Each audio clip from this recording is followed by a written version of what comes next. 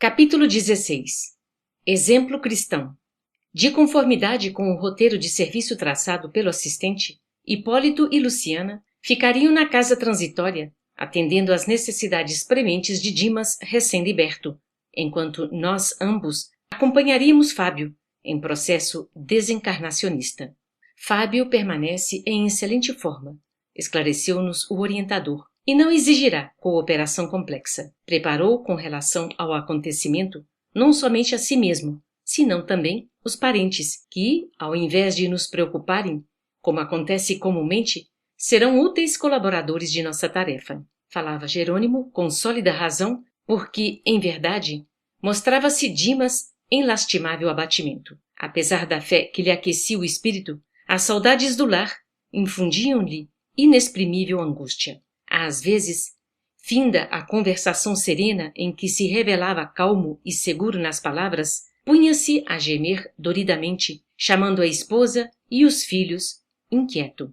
Em tais momentos, tornava aos sintomas da moléstia que lhe vitimara o corpo denso e, com dificuldade, conseguíamos subtraí-lo à estranha psicose, fazendo-o regressar à posição normal. Tentava desvencilhar-se de nossa influência amiga, como se houvera enlouquecido repentinamente, no propósito de fugir sem rumo certo. Gritava, gesticulava, afligia-se como sonâmbulo inconsciente. Não pude dissimular a surpresa que me assaltou diante da ocorrência. Se estivéssemos tratando com criatura alheia aos serviços da espiritualidade superior, compreensível seria o quadro que se desenrolava aos nossos olhos.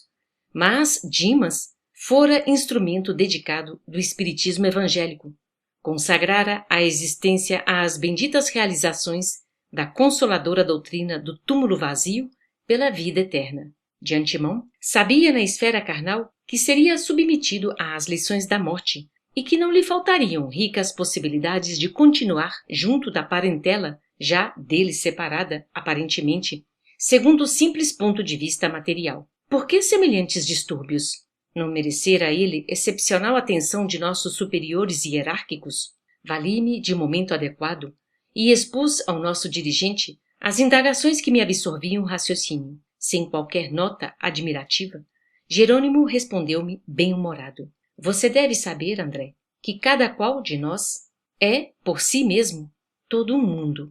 Esclarecimentos e consolações são dádivas de Deus, nosso Pai, mas convicções e realizações constituem obra nossa. Cada servidor tem a escala própria de edificações na tábua de valores imortais. A assembleia de aprendizes receberá a mesma bagagem de ensinamentos, de modo geral, organizada para todos os indivíduos que a integram. Diferenciam-se, porém, os alunos na série do aproveitamento particular. O mérito não é patrimônio comum, embora seja a glória do cume a desafiar todos os caminheiros da vida para a suprema elevação. Dimas foi destacado discípulo do Evangelho, principalmente no setor de assistência e difusão, mas, quanto a si mesmo, não fez aproveitamento integral das lições recebidas. Espalhou as sementes da luz e da verdade, dedicou-se largamente à causa do bem, merecendo por isso mesmo socorro especialíssimo. Contudo, no campo particular, não se preparou suficientemente. Qual ocorre à maioria dos seres humanos, prendeu-se demasiadamente às teias domésticas sem maior entendimento. Conferiu excessivo carinho à roda familiar, sem noção de equidade no caminho terrestre. Certamente, sob o ponto de vista humano, consagrou-se o necessário à companheira e aos rebentos do lar.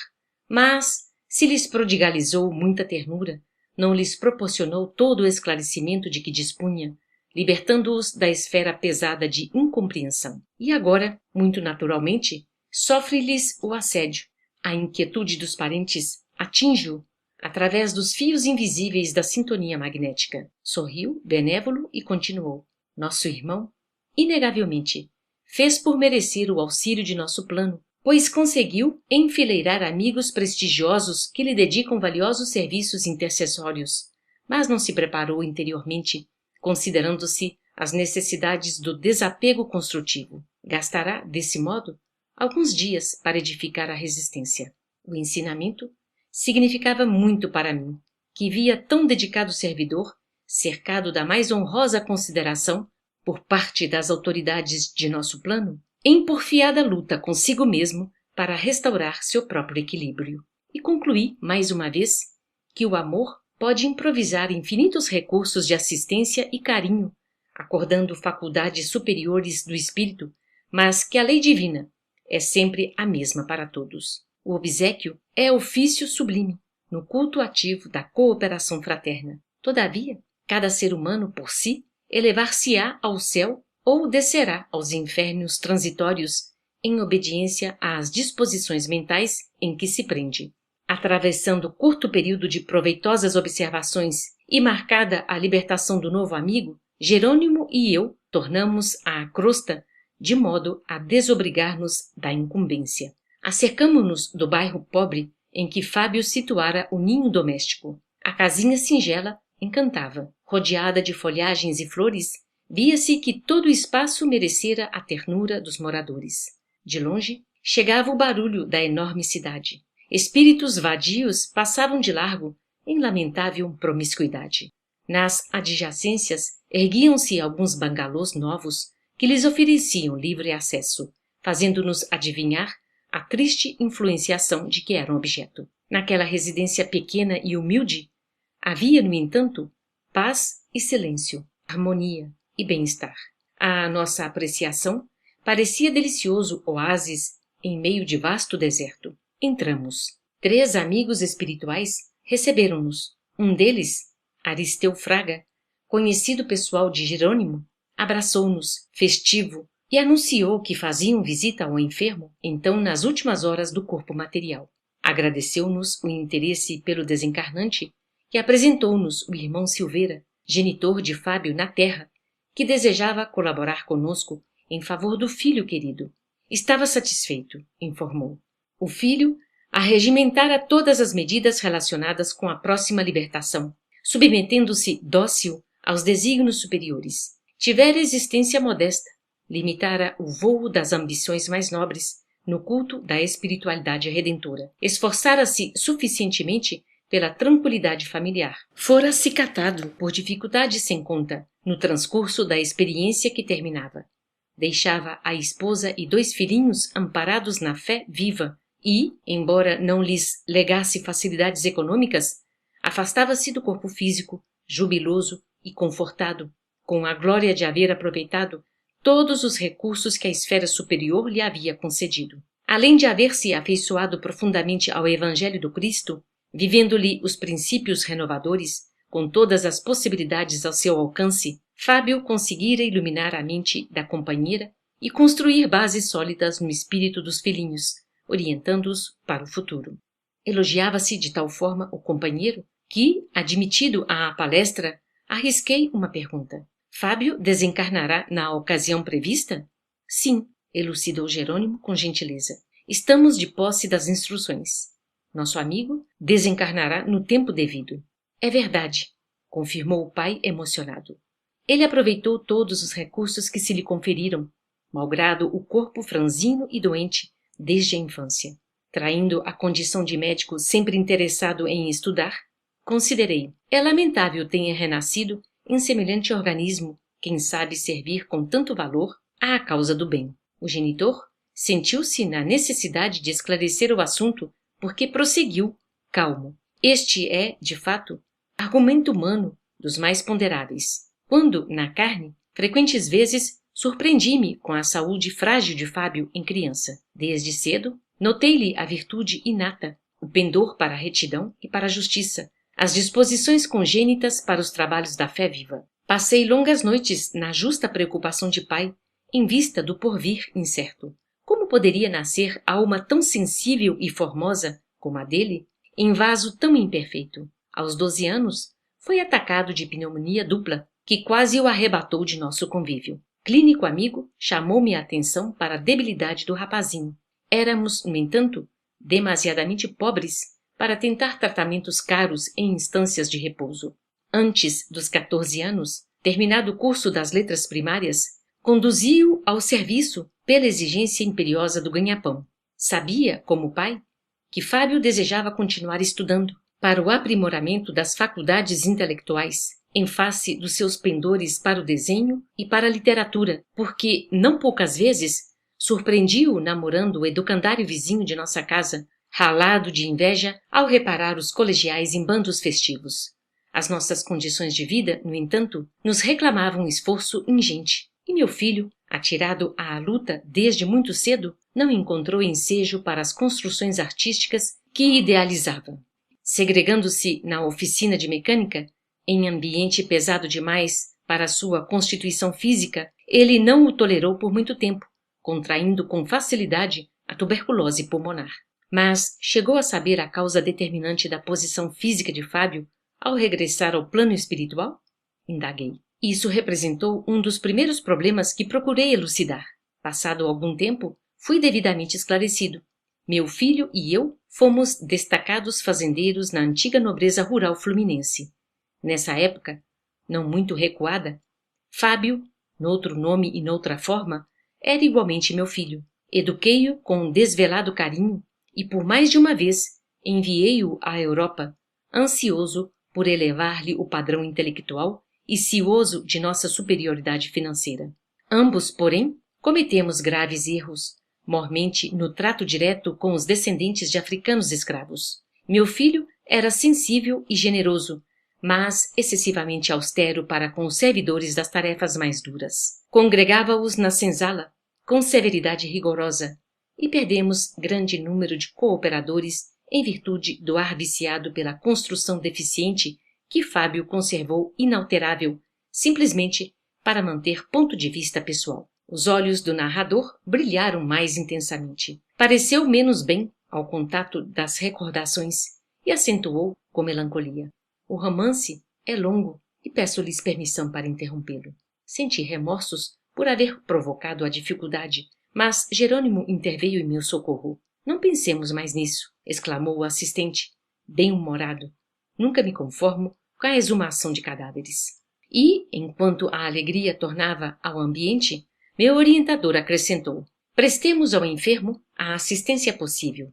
Nesta noite, afastá-lo-emos definitivamente do corpo carnal. Levantamo-nos e penetramos o quarto. Fábio, fundamente abatido, respirava a custo, acusando indefinível mal-estar. Junto dele, a esposa velava, atenta. Através da janela aberta, o doente reparou que a cidade acendia as luzes.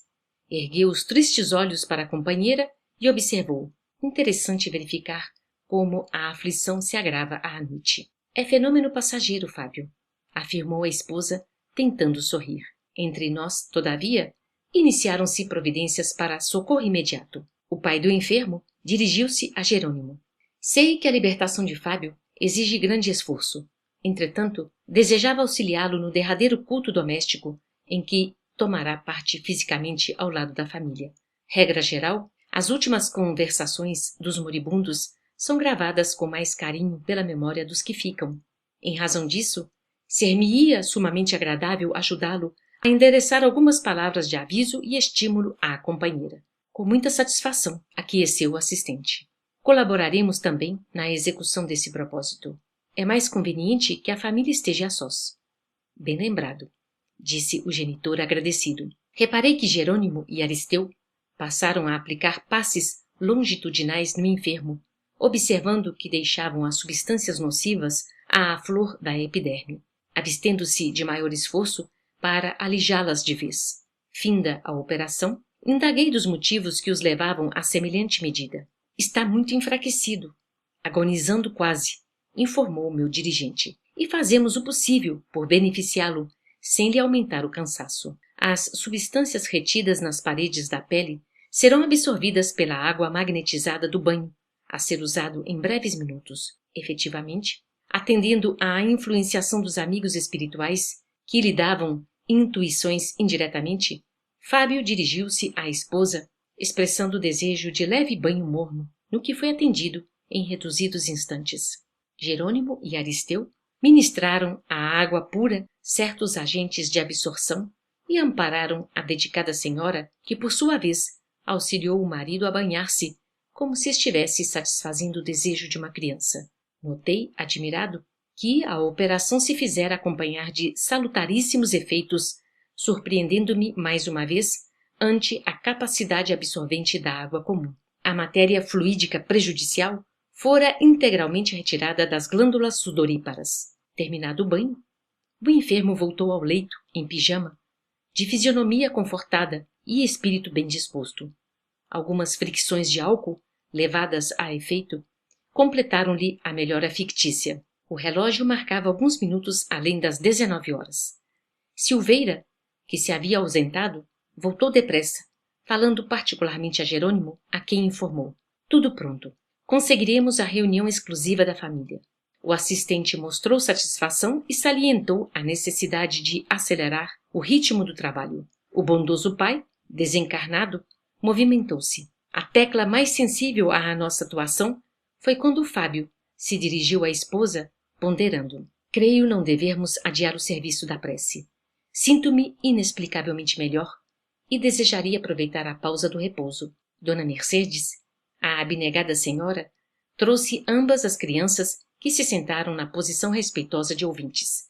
E, enquanto a esposa se acomodava ao lado dos pequenos, o enfermo, auxiliado pelo pai, abriu o Novo Testamento na primeira epístola de Paulo de Tarso aos Coríntios e leu o versículo 44 do capítulo 15. Abre aspas. Semeia-se corpo animal, ressuscitará corpo espiritual. Há corpo animal e há corpo espiritual. Fecham aspas. Fez-se curto silêncio, que o doente interrompeu, iniciando a prece, comovido. Rogo a Deus, nosso eterno Pai, me inspire na noite de hoje para conversarmos intimamente e espero que a divina providência, por intermédio de seus abençoados mensageiros, me ajude a enunciar o que desejo com a facilidade necessária. Enquanto possuímos plena saúde física, enquanto os dias e as noites correm serenos, supomos que o corpo seja propriedade nossa. Acreditamos que tudo gira na órbita de nossos impulsos, mas, ao chegar à enfermidade, verificamos que a saúde é tesouro que Deus nos empresta confiante. Sorriu, calmo e conformado. Até ali, via-se bem que era Fábio o expositor exclusivo das palavras. Expressava-se em voz correntia, mas sem calor entusiástico, dada a sua situação de extrema fraqueza. Findo intervalo mais longo, o genitor descansou a destra em sua fronte, mantendo-se na atitude de quem ora com a profunda devoção. Reparei, surpreso, que luminosa corrente se estabelecera no organismo débil, desde a massa encefálica até o coração, inflamando as células nervosas, então, semelhando a minúsculos pontos de luz condensada e radiante. Os olhos de Fábio, pouco a pouco, adquiriram mais brilho e a sua voz fez-se ouvir, de novo, com diferente inflexão. Dirigindo à esposa e aos filhinhos o olhar terno, agora otimista e percussiente, passou a dizer, inspirado: Estou satisfeito pela oportunidade de trocarmos ideias a sós dentro da fé que nos identifica. É significativa a ausência dos velhos amigos que nos acompanham às orações familiares desde muitos anos. Não é sem razão. Precisamos comentar nossas necessidades cheios de bom ânimo dentro da noção da próxima despedida.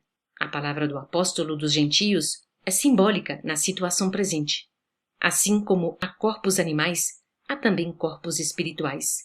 E não ignoramos que meu corpo animal, em breve tempo, será restituído à terra acolhedora, mãe comum das formas perecíveis em que nos movimentamos na face do mundo. Algo me diz ao coração que esta será talvez a última noite em que me reunirei com vocês, neste corpo. Nos momentos em que o sono me abençoa, sinto-me nas vésperas da grande liberdade. Vejo que amigos iluminados me preparam o coração e estou certo de que partirei na primeira oportunidade. Acredito que todas as providências já foram levadas a efeito, em benefício de nossa tranquilidade, nestes minutos de separação.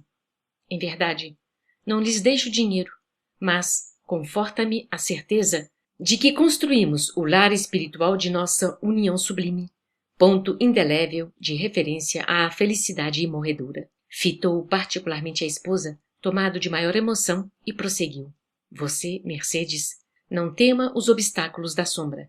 O trabalho digno ser-nos-á fonte bendita de realização. Creia que a saudade edificante estará sempre em meu espírito, seja onde for, saudade de sua convivência, de sua afetuosa dedicação.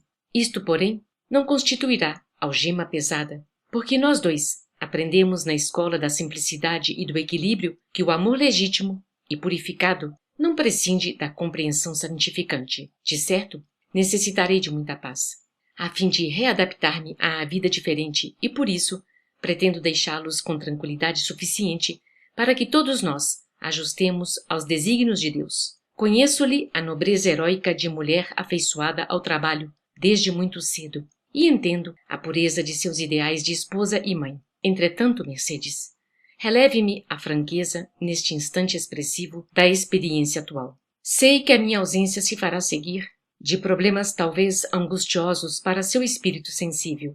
A solidão torna-se aflitiva para a mulher jovem, sem a vizinhança dos carinhosos laços de pais e irmãos consanguíneos que já não possuímos neste mundo, quando não é possível conservar a mesma vibração de fé através das diversas circunstâncias do caminho. Não posso exigir de você fidelidade absoluta aos elos materiais que nos unem, porque seria exercer cruel opressão a pretexto de amor. Além disso, nada quebrará nossa aliança espiritual, definitiva e eterna. Observei que Fábio arquejava, fortemente emocionado. Transcorridos alguns segundos de breve pausa, continuou, irradiando seus olhos verdadeira afeição e sinceridade fiel. Por isso, Mercedes, embora tenhamos providenciado sua posição futura no trabalho honesto, quero dizer a você que ficarei muito satisfeito se Jesus enviar-lhe um companheiro digno e leal irmão. Se isso acontecer, querida, não recuse. Felizmente, para nós, cultivamos a ligação imperecível da alma, sem que o monstro do ciúme desvairado nos guarde o castelo afetivo. Não sabemos quantos anos lhe restam de peregrinação por este mundo. É provável que a vontade divina prolongue por mais tempo a sua permanência na terra, e, se me for possível, cooperarei para que não fique sozinha. Nossos filhos, ainda frágeis, necessitam de amparo amigo na orientação da vida prática. Dona Mercedes, enxugando os olhos lacrimosos, esboçou o gesto de quem ia protestar. Todavia, adiantou-se-lhe o doente, acrescentando: já sei o que dirá. Nunca duvidei de sua virtude incorruptível, de seu desvelado amor.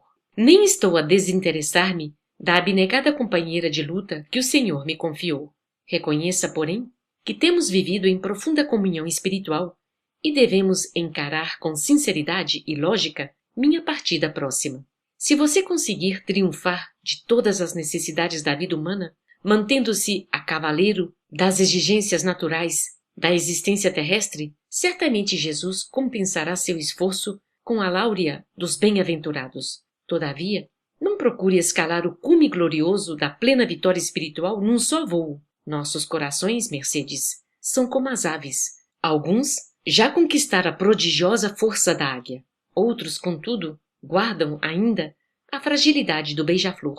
Sofreria, de fato, por minha vez, se a visse afrontando a montanha redentora com falsa energia. Não tenha medo. Criaturas perversas não amedrontam almas prudentes. Concedeu-nos o Senhor bastante luz espiritual para discernir. Você jamais poderá ser vítima de exploradores inconscientes, porque o Evangelho de Jesus está colocado diante de seus olhos para iluminar o caminho escolhido. Tanto a observação e o juízo, o exercício espiritual e a inspiração de ordem superior permanecerão a serviço de suas decisões sentimentais. E creia que farei tudo, em espírito, por auxiliá-la nesse sentido. Sorriu, com esforço, enquanto a esposa chorava, discreta. Após longo interregno, frisou: se eu puder, trarei estrelas do firmamento para enfeite de suas esperanças. Você estará sempre mais viva em meu coração. Amarei também todos aqueles que foram assinalados por sua estima enobrecedora. Em seguida, após fitar demoradamente os filhinhos, aduziu: a palavra apostólica no Evangelho conforta-nos e esclarece-nos como se faz indispensável. Em breve tempo, reunir-me-ei aos nossos na vida maior.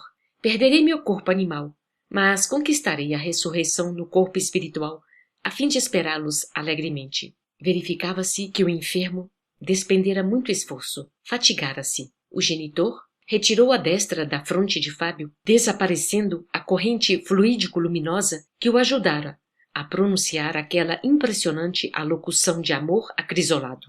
Demonstrando sublime serenidade nos olhos brilhantes, recostou-se nos volumosos travesseiros, algo abatido.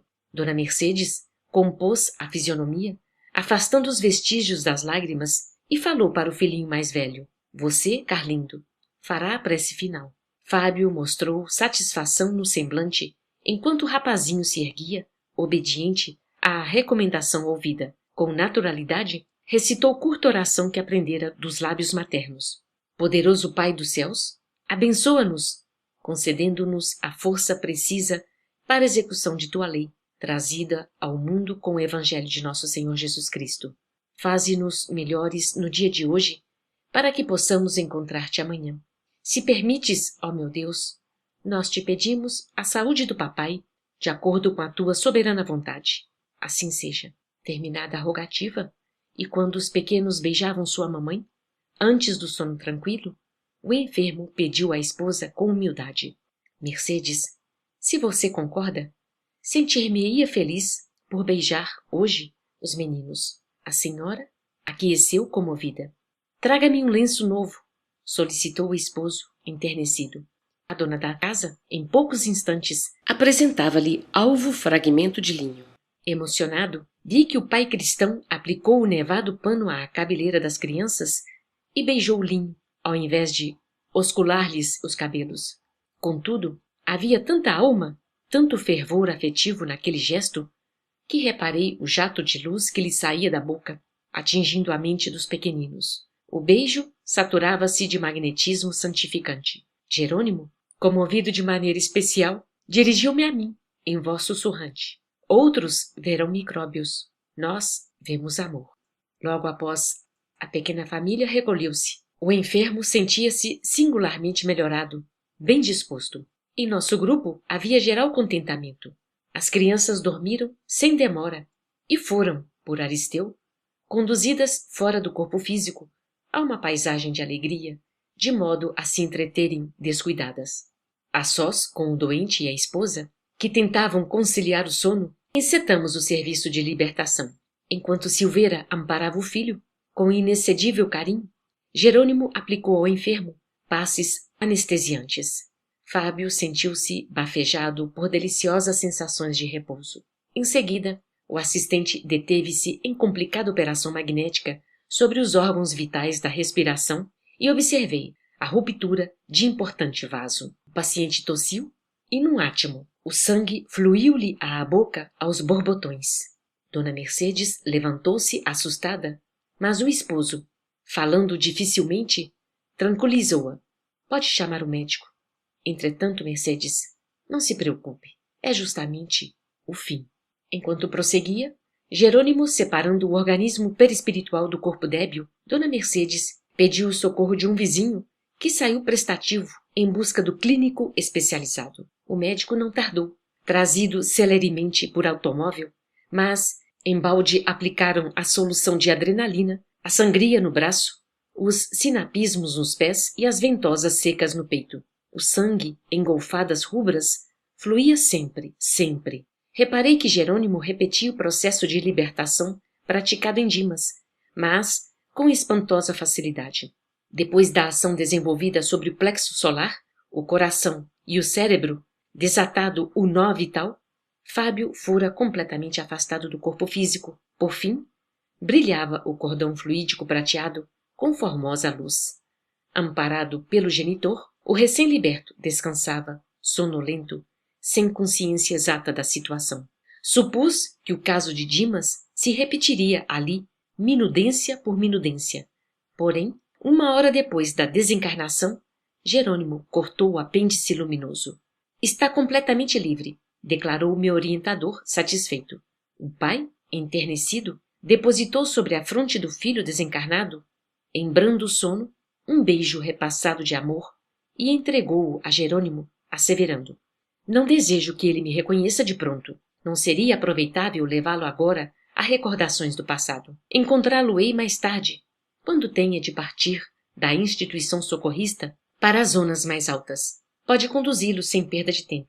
Incumbir-me-ei de velar pelo cadáver, inutilizando os derradeiros resíduos vitais contra o abuso de qualquer entidade inconsciente e perversa. O assistente agradeceu, emocionado, e partimos, conduzindo o sagrado depósito que nos fora confiado. Enquanto prosseguíamos, espaço acima, contemplei, respeitoso, o primeiro anúncio da aurora e, observando Fábio adormecido, tive a impressão de que gloriosos portos do céu se iluminavam de sol para receber aquele homem de sublime exemplo cristão que subia vitorioso da terra.